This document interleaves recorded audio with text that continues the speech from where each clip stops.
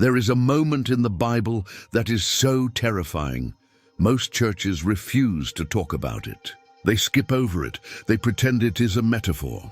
But the ancient writers treated it as literal history. It is the moment when the human genome was corrupted. Open your Bible to Genesis chapter 6. It says, "There were giants on the earth in those days, and also afterward, when the sons of God came in to the daughters of men, and they bore children to them." The word giants here is the Hebrew word Nephilim. It comes from the root word naphal, which means to fall. The fallen ones. This text describes a biological impossibility. The sons of God, the Bnei Elohim, a term used exclusively for angels in the Old Testament, looked at human women and desired them. They broke the laws of physics and the laws of heaven. They descended to earth, took physical form, and mated with humans. The result wasn't just a sin, it was a monster. The offspring were not fully angel and not fully human. They were hybrids, super soldiers, beings of immense strength, intelligence, and hunger. This was the moment the Nephilim DNA entered the human bloodstream. And once it was in, it was almost impossible to get out. Where did this happen? The Bible gives us the what, but the book of Enoch gives us the where. According to the ancient texts, these 200 watcher angels descended onto the summit of Mount Hermon.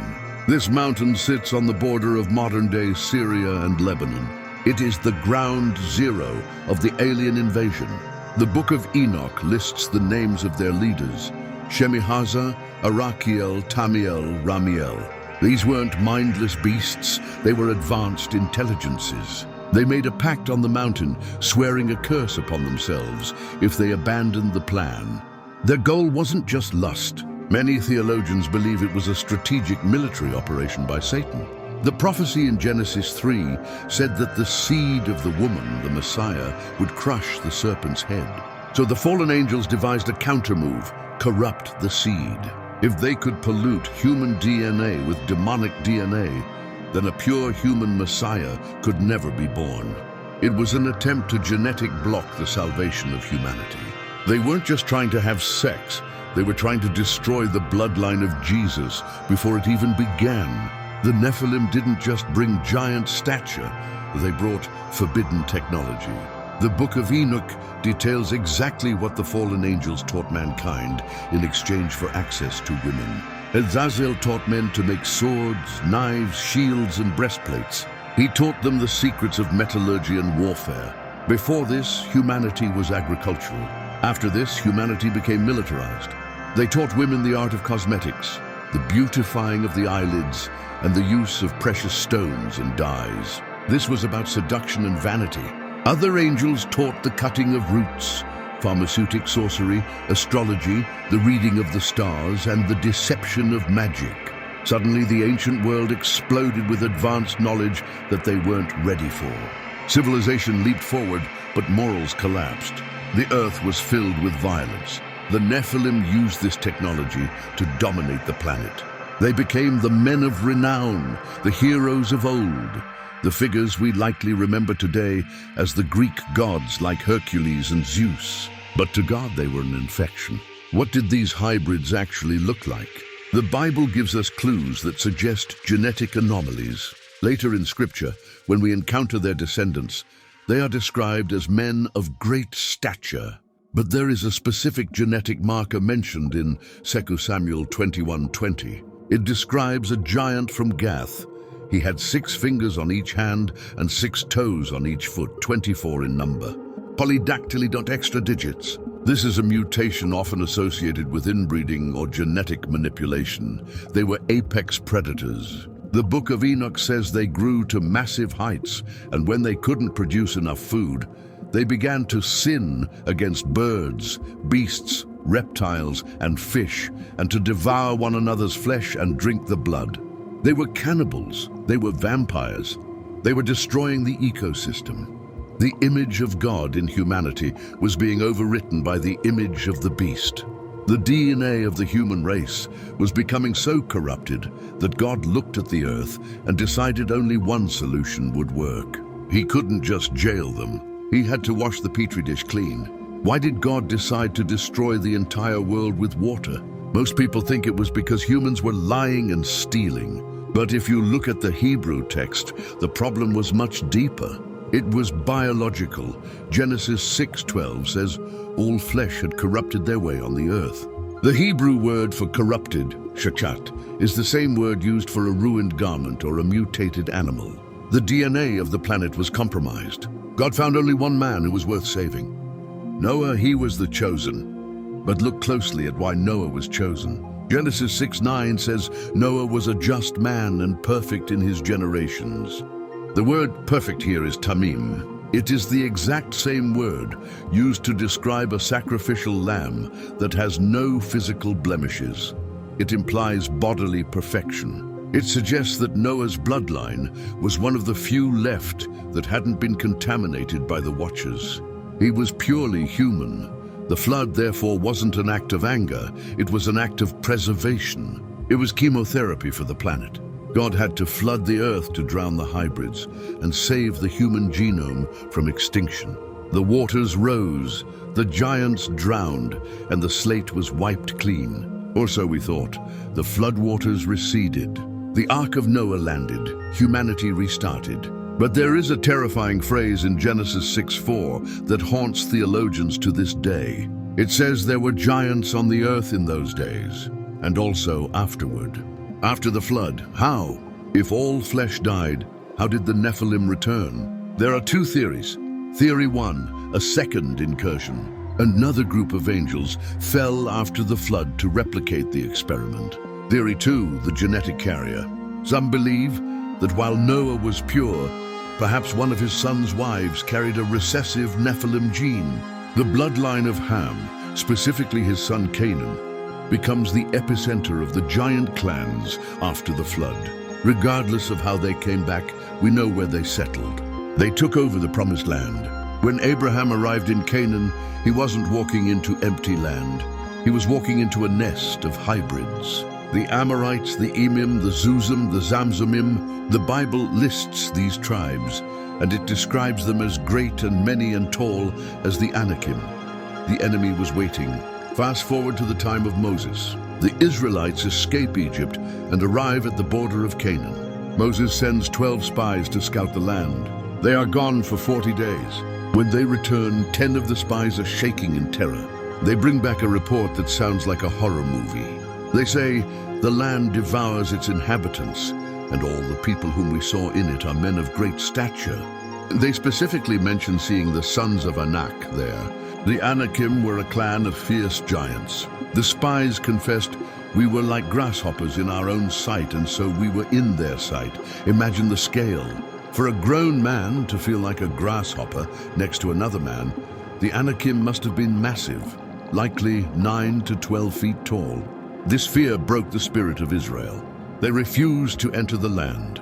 They were willing to die in the desert rather than face the Nephilim. This proves that the DNA had survived. The seed of the serpent was standing between God's people and their destiny. This unlocks one of the biggest ethical questions in the Bible. Atheists often ask, why would a loving God command Israel to wipe out entire nations, men, women, and children? In Deuteronomy 20, God gives the order regarding the Canaanite tribes, you shall save alive nothing that breathes.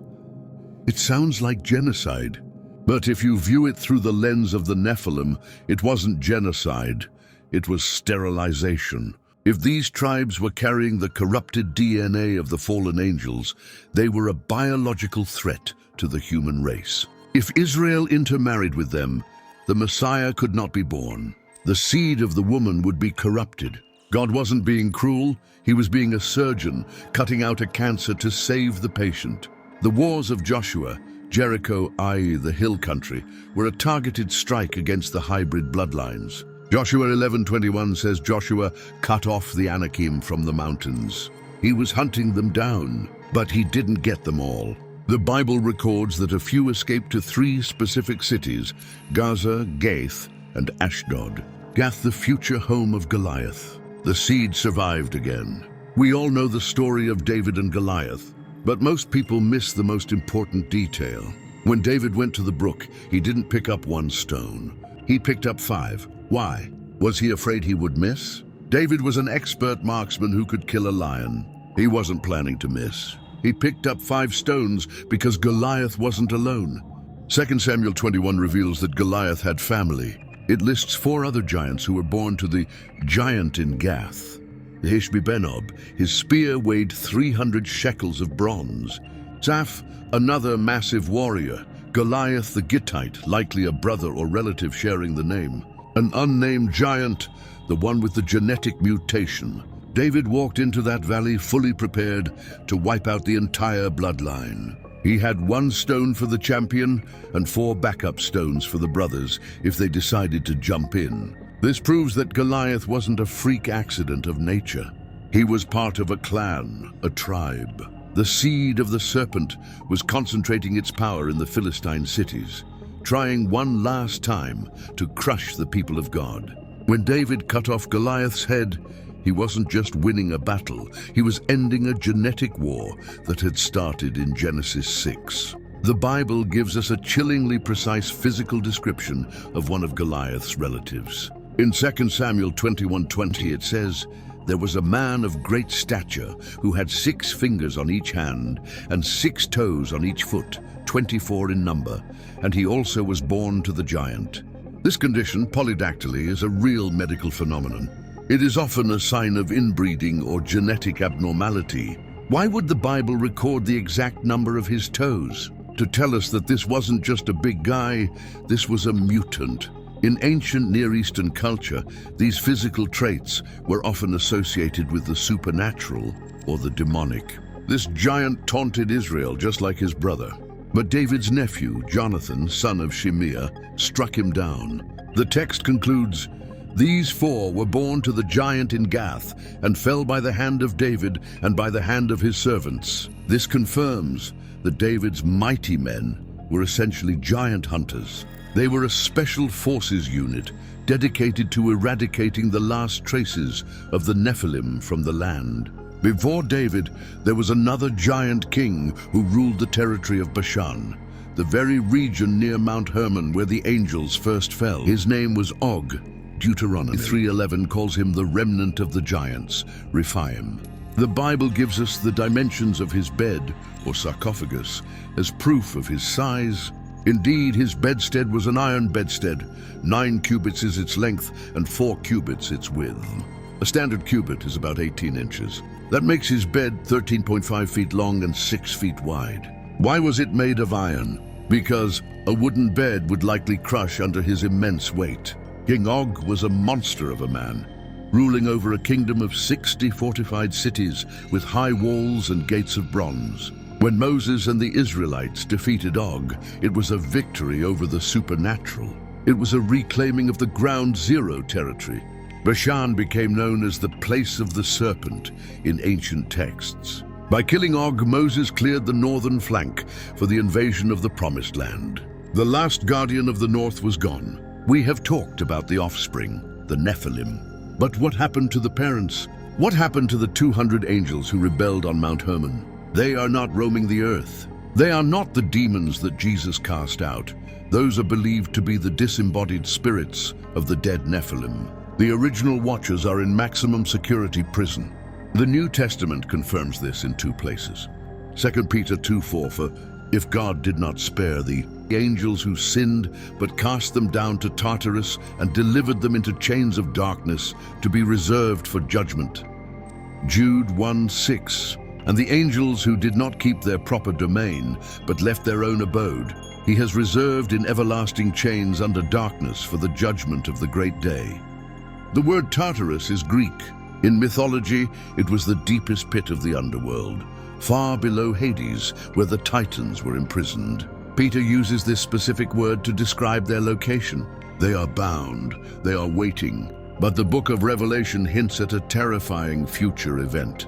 It speaks of a key to the bottomless pit being given to a fallen star. When the pit is opened, smoke rises and something comes out. Are the Watchers waiting to be released for the final battle of the apocalypse? We made a distinction earlier that is critical for understanding the spiritual war we are in right now. The 200 fallen angels are in prison, Tartarus. But the Nephilim, their hybrid children, died in the flood. So, what happened to their souls? Human souls go to Sheol, the grave, to wait for judgment.